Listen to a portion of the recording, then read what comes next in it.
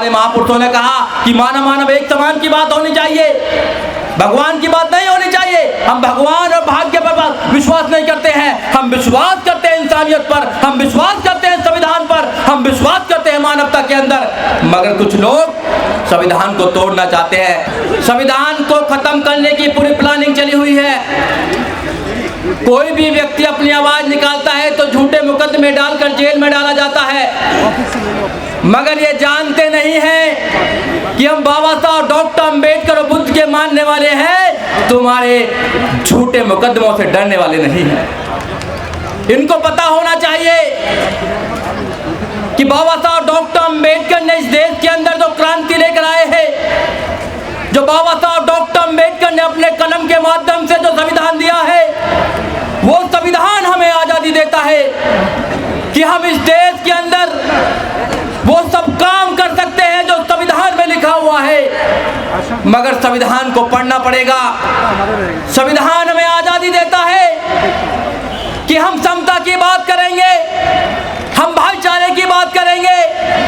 फिर इन लोगों को कौन सा संविधान आजादी देता है कि ये सत्ता में बैठकर भी ये विषमता की बात करते हैं, ये धर्म की बात करते हैं। तो आपको समझना होगा, जिनकी सत्ता होती है धर्म उनका होता है।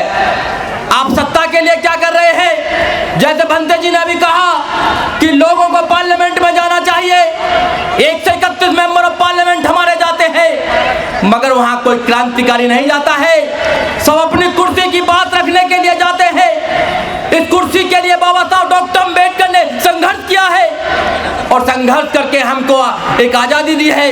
संविधान की आजादी जो देने के बाद जब हम लोगों को वोटिंग का अधिकार मिला तो हम सत्ता में आए, और सत्ता में आने के बाद हमारे साथ क्या हुआ आपने देखा होगा कि आज क्या हो रहा है। मगर हम लोग बाबा साहब डॉक्टर अंबेडकर की बात को समझने के तैयार नहीं है, बाबा साहब डॉक्टर अंबेडकर को पूर्ण रूप से मानने के लिए तैयार नहीं है। बाबा साहब डॉक्टर अंबेडकर ने 14 अक्टूबर 1956 को नागपुर के अंदर क्या किया कि आप बुद्ध बन जाए। मगर हम लोग तो कह रहे थे कि 2 नावों में हमने पैर रख रखा है, मुझे लगता है कि 2 नहीं 3-4 में रख रखा है। बहुत से लोग तो और भी जाते हैं, देखा नहीं कहाँ जाते हैं, क्योंकि भगवान की उनको एक आशा चाहिए। और मेरा मानना है कि भगवान को 2 प्रकार के लोग मानते हैं, कायर और लालची लोग मानते हैं। मैं आपको एक बात बताना चाहता हूँ कि लोग संविधान के पीछे क्यों पड़े हैं। और भी बहुत सारी चीजें हैं।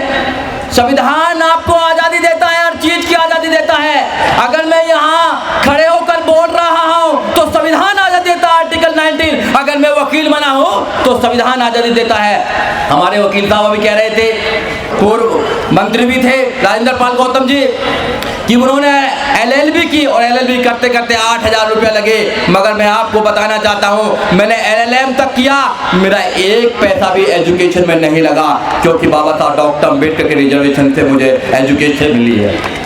आपने देखा होगा जब यह सरकार थी 2007 से लेकर 2012 तक, तो जियो बैलेंस पर एडमिशन हुआ करते थे, मगर और सरकार में क्यों नहीं होते हैं, ये आपको समझना पड़ेगा। ये हमारी एजुकेशन को खत्म करना चाहते हैं। एजुकेशन को इसलिए खत्म करना चाहते हैं क्योंकि एजुकेशन आपको ताकतवर बनाती है, आपको सवाल करने का मादा देती है। एजुकेशन इनकी आंखों में आंखें डालकर सवाल करने का आपको मादा देती है, इसलिए एजुकेशन को खत्म करना चाहती है। मैं एक छोटी सी कहानी बताना चाहता हूँ, उसके बाद मैं अपनी बात को खत्म करना चाहता हूँ। और भी वक्ता है साथियों, आपने सर्कस देखा होगा, सब लोगों ने सर्कस देखा होगा। सर्कस में शेर हुआ करते थे पहले, शेर और बहुत सारे जानवर हुआ करते थे। मगर सुप्रीम कोर्ट ने आदेश दिया, एनिमल प्रोटेक्शन एक्ट आया, तो उसमें उनको आदेश देना पड़ा कि किसी भी जानवर को आप सर्कस में नहीं रख सकते हैं, तो सारे जानवरों को छोड़ना पड़ा, शेरों को भी छोड़ना पड़ा। अब शेरों को जंगल में छोड़ दिया। 10 दिन के बाद अखबार में लिखकर आया कि शेरों का जंगली कुत्तों ने शिकार कर लिया है। शेरों का जंगली कुत्तों ने शिकार कर लिया है। शेरों का जंगली कुत्तों ने शिकार क्यों किया? क्योंकि शेर पिंजरे में था, वो अपना स्वभाव भूल गया था, वो आक्रमण करना भूल गया था, और जो कुत्ते थे वो अपना एक जोश आ गया उनके अंदर और वो निपुण हो गए थे शिकार करने में। अपने बच्चों को घरों में रखेंगे तो पिंजरे के शेर बनाएंगे, उनका कोई भी शोषण करेगा, उनका कोई भी शिकार कर लेगा। इसलिए आप लोगों को पिंजरे का शेर नहीं बनाना है, आपको बाबा साहब डॉक्टर अम्बेडकर का उनको भीमसेनी बनाना है। और एक बात और, IAS, PCS, doctor, engineer, professor, जज, वकील बनना आसान है, अम्बेडकरवादी बनाना उससे भी 100 गुना ज़्यादा कहीं टफ है। अम्बेडकरवादी बनना, बुद्धवादी बनना इतना आसान नहीं है। जब तो लोग कहते हैं कि जो गलत होता है उसको कौन आवाज लगाता है? अम्बेडकरवादी आवाज लगाता है। गलत का हमेशा आपको विरोध करना है, क्योंकि अगर आप विरोध नहीं करेंगे तो आपकी आने वाली संतानें गूंगी पैदा होंगी। अगर आप विरोध करेंगे तो इतिहास में आप बागी कहलाएंगे, मगर आप गुलाम नहीं कहलाएंगे। जुल्म के साए में मुंह खोलेगा कौन? हम भी चुप रहेंगे तो फिर बोलेगा कौन? साथियों, में नफरत फैलाई जा रही हो, इंसान से इंसान और भाई से भाई को बांट करके इस समाज को विकृत किया जा रहा हो, उस समय तथागत बुद्ध की विचारधारा आज बहुत सार्थक सिद्ध हो जाती है। इसलिए आज बुद्ध की विचारधारा को जन जन तक पहुंचाने के लिए, आज इस मानवतावादी विचारधारा को बहुजन समाज के अंतिम व्यक्ति तक पहुंचाने के लिए ये महाराष्ट्रीय बौद्ध सम्मेलन का आयोजन किया गया है। साथियों, ये बात किसी से छुपी नहीं है कि वर्तमान में बाबा साहब डॉक्टर भीमराव अंबेडकर का दिया हुआ शिक्षा, सम्मान, संविधान, आरक्षण, हक और अधिकार सब कुछ खतरे में है। उस समय ये राष्ट्रीय बौद्ध सम्मेलन की सार्थकता और ज्यादा सिद्ध होती है, ये बताने के लिए कि बाबा साहब ने जहां से शुरुआत की, इस देश के वंचित बहुजनों को देश की मुख्य धारा से जोड़ने के लिए, सामने वाले ने वहीं से आपको जहां से बाबा साहब उठा करके लाए थे वहीं पहुंचाने की शुरुआत कर दी है। शिक्षा को आपसे छीनने के लिए नई राष्ट्रीय शिक्षा नीति लेकर के आए। रोजी और रोजगार को छीनने के लिए इस देश में निजीकरण, संविदा भर्ती प्रक्रिया, आउटसोर्सिंग, लेटर भर्ती प्रक्रिया लेकर के आए। इसीलिए इस देश में जो भी कुछ हो रहा है आपके अस्तित्व को मिटाने के लिए हो रहा है। और आपको मालूम होना चाहिए, बाबा साहब तो रानी के पेट का ऑपरेशन करके चले गए थे, राजा का बेटा राजा नहीं होगा। लेकिन लोकतंत्र में 85% वाला राजा बनना चाहिए था, लेकिन वो 15% वाला शासक बन के इसलिए बैठा है कि इस हमारे तमाम मंच के साथियों ने कहा कि ये बहुजनों का सामाजिक बिखराव, हमारे समाज की सबसे बड़ी कमजोरी है और सामने वाले की सबसे बड़ी ताकत है। यदि आप अपना बिखराव यदि अपना वजूद बनाना चाहते हो, यदि आप बाबा साहब का मिशन पूरा करना चाहते हो और देश का शासक बनना चाहते हो, तो 6743 जातियों में बांटे हुए मनवादियों के द्वारा इस समाज को में यूनिटी डेवलप करो, इसको ये एक करो। और एक कब होगा? जब ये बहुजन समाज के लोग, अभी हमारे साथी कह रहे थे, एक हमारे वक्ता कह रहे थे कि हम 1,000 लोग तैयार कर सकते हैं, उन समाज के लोगों को, उन समाज के लोगों में से जिस समाज को नालायक कहा जाता है। मैं कहता हूं कब करोगे?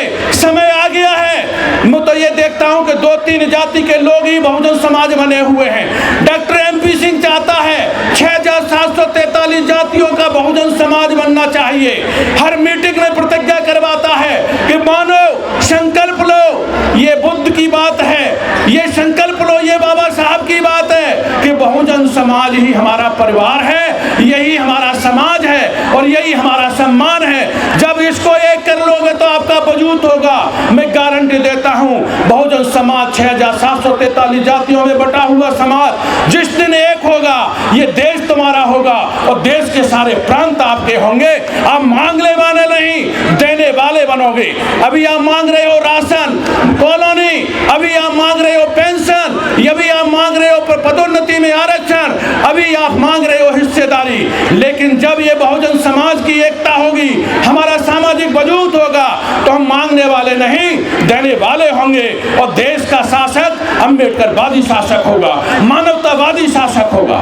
और ये हमें असली और नकली का भेद पहचानना होगा, हमें माई और दाई का भेद पहचानना होगा। तमाम लोग ऐसे हैं जो बाबा साहब की, बहुजन महापुरुषों की बात करते हैं, लेकिन लेकिन उनके घर में अंधविश्वास व्याप्त है, समाज में अंधविश्वास व्याप्त है। डाल से बड़े बड़े भाषण दिए जाते हैं। किसने मना किया था? माननीय बहन जी की सरकार आई, जीरो बैलेंस पर उच्च शिक्षा में शिक्षा दी गई, तमाम शासक आए, किसने मना कर दिया था? आप equal and compulsory education act लागू कर देते, बेटा हो राष्ट्रपति का या हो मजदूर का, सबको हो समान शिक्षा, सब बहुजनों के लिए कर देते फ्री शिक्षा। किसने मना किया था? लेकिन इस देश में बात की जाएगी, काम नहीं किया जाएगा। आज समय आ गया है कि तमाम हमारे मंच पे बैठे हुए साथी, सामने बैठे हुए साथी को समय निकालना पड़ेगा, बहुजन समाज को जागरूक करना होगा और उनको रोटी और बेटी का संबंध बनाना होगा। ये बात सत्य है। जब तक हम अपना सामाजिक बिखराव दूर करके एक नहीं होंगे, जब तक हम कमजोर बने रहेंगे, हम मांगने वाले बने रहेंगे। इसलिए आज इस बौद्ध सम्मेलन में मैं आप लोगों से ये निवेदन करने के लिए आया हूँ कि यदि आप अपनी पीढ़ियों का अस्तित्व बचाना चाहते हो, अपना सम्मान, संविधान और आरक्षण बचाना चाहते हो, तो आप लोगों को घर से निकलना होगा और घर से निकल करके ये बहुजन समाज का वजूद बनाना होगा। और जाति की उपजाति छोड़ो, आपस में सब नाता जोड़ो। जय भीम, नमो बुद्धाय, खुदा हाफिज़। बहुत बहुत धन्यवाद।